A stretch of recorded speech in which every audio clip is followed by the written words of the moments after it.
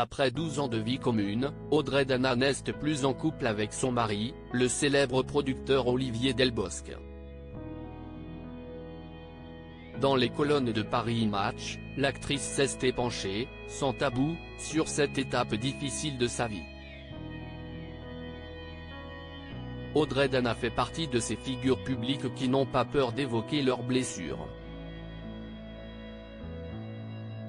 Il y a quelques années, l'actrice de 46 ans révélait avoir été victime d'un photographe pervers et violeur, qu'elle accuse d'avoir gâché son enfance.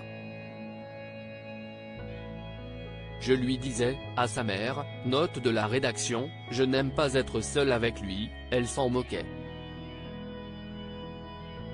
Je n'étais qu'une enfant et j'étais victime à la fois de cet homme qui me désirait sexuellement et de l'inconséquence de ma mère, avait-elle confié à Paris Match. Ses rapports compliqués avec sa mère, Audrey Dana les a également évoqués, elle qui a beaucoup souffert de son absence. C'était comme un centre de la Didas. C'était ni une maison familiale ni un centre, c'était entre les deux, donc tous les cas qui ne pouvaient pas être placés en foyer ou en famille venaient chez nous, avait-elle expliqué dans le podcast Parents d'abord. Puis d'ajouter, j'ai eu une mère qui était vraiment très particulière, très peu présente pour nous, très peu protectrice, ce qui était quand même un comble puisqu'elle s'occupait d'enfants de la Didas. Audrey Dana séparée de son mari, elle fait de tristes confidences sur leur divorce, elle-même maman de 2 enfants, Luca Coulandana, né en 2000 et Lee, né en 2008 de sa relation avec le réalisateur Mabrouk El Mekri, Audrey Dana a refait sa vie avec le producteur Olivier Delbosque, qu'elle a épousé en 2015.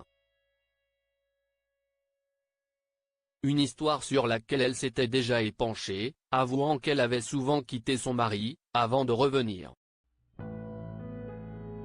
Mais dans les colonnes de Paris Match, ce jeudi 29 août 2024, l'actrice a révélé que sa relation était définitivement terminée, après 12 ans de vie commune et 10 ans de mariage.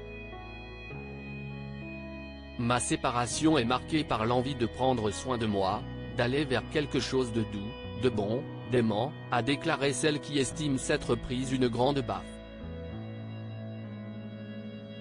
Puis d'ajouter, mais attention, je ne me sens victime de rien. J'assume ma part de responsabilité, une relation, ça se danse toujours à deux.